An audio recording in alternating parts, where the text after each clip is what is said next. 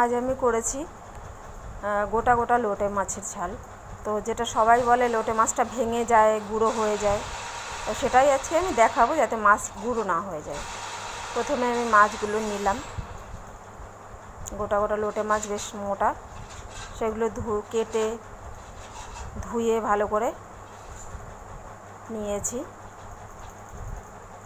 মাছগুলো কেটে নিয়ে ধুয়ে তারপরে সেই মাছগুলোতে আমি একটু লেবুর রস মাখিয়ে রেখেছি। লেবুর রস বা ভিনিগার মাখালেও হয়, আমি লেবুর রস মাখিয়ে রেখে দিয়েছি 30 মিনিট মতো। তো 30 মিনিট মাখিয়ে রাখার পরে তারপরে একটু নুন মাখিয়ে আরও 5 মিনিট 10 মিনিট রেখেছিলাম। এবার দেখো মাছগুলো দিয়ে এক ফোঁটাও কিন্তু জল বেরোচ্ছে না। এবার মাছের মশলা আমি নিয়েছি পেঁয়াজ, রসুন, আদা, কাঁচা লঙ্কা, লেবু, আর এটা আমি মাছটা কোট করার জন্য নিয়েছি। মাছটা কোটিং করার জন্য ময়দা বা অ্যারারুট নেওয়া যেতে পারে, লঙ্কা গুঁড়ো, নুন, হলুদ, পুরো জিনিসগুলো মিক্সড করলাম। মিক্সড করে ভালো করে মিক্সড করে তার মধ্যে মাছগুলো আমি কোটিং করলাম শুকনো অবস্থাতেই। কোটিং করে করে করে সব রেখেছি।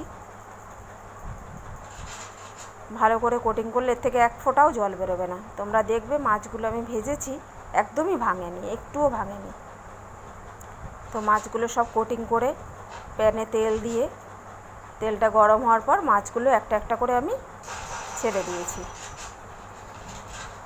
একটু ছড়ানো জায়গায় ভাজলে কী হয়, মাছ ভাঙে কম, সেই জন্য আমি এরকম ছড়ানো মতো একটা আমার প্যান আছে, যেটা আমি মাছ সবসময় ম্যাক্সিমাম এতেই ভাজি। তো দেখো মাছগুলো উল্টে দিচ্ছি। মাছ কিন্তু এক ফোঁটাও ভাঙেনি, গুঁড়ো গুঁড়ো হয়নি। আর ভিনিগার আর লেবু এসব দিলে কী হয়, মাছের যে একটা গন্ধ থাকে সেটাও কিন্তু বেরিয়ে যায়। দেখো মাছগুলো সুন্দর করে ভাজা হয়ে গেছে আমার, আস্তে আস্তে আছে। কড়াতে তেল দিয়েছি, তেলের মধ্যে একটু চিনি পোড়া দিয়েছিলাম, তারপরে পেঁয়াজ কুচোনো সেটা দিয়ে দিয়েছি, কুচোনো পেঁয়াজ দিয়ে দিয়েছি। পেঁয়াজটা একটু ভাজা ভাজা হয়ে গেছে, মোটামুটি লাল হয়ে গেছে। তারপরে আমি যে বাটা মশলাগুলো আছে সেগুলো দিয়েছি, পেস্ট। তো পেস্ট মশলার মধ্যে আমার রয়েছে আদা, রসুন, কাঁচা লঙ্কা, টমেটো আর অল্প করে পেঁয়াজ। এই জিনিসগুলো আমি একসাথেই পেস্ট করে নিয়েছি, আলাদা আলাদা করে আর করিনি, আর করিও না। মশলাটা মোটামুটি তেল ছেড়ে দিয়েছে, কষা হয়েছে। ওর মধ্যে আমি দিয়েছি একটুখানি কাশ্মীরি মির্চ কালারের জন্য। কষা হওয়ার যে পরে আমি জল দিয়ে দিয়েছি অল্প করে, খুব অল্প, সামান্য জল। মাছটা যখন জলটা ফুটে উঠেছে তখন আমি মাছগুলো দিয়ে দিলাম। মাছগুলো খুব আগে দিলে কিন্তু ভেঙে যাবে, আর খুব বেশি নাড়াচাড়া করা যাবে না। আস্তে আস্তে খুন্তি দিয়ে সাইড দিয়ে নেড়ে দিতে হবে। দিয়ে 5-7 মিনিট মতো রান্না হলো। তারপরে আমি এর মধ্যে একটু নাড়াচাড়া করে নিয়ে দেখো মাছগুলি সব গোটা, একটাও ভাঙেনি।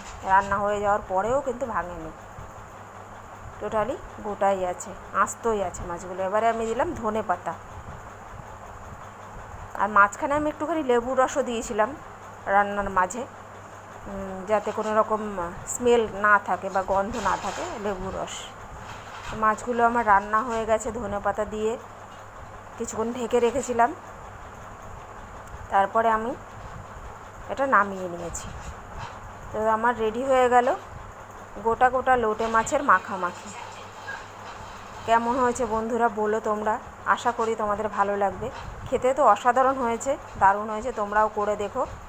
নমস্কার।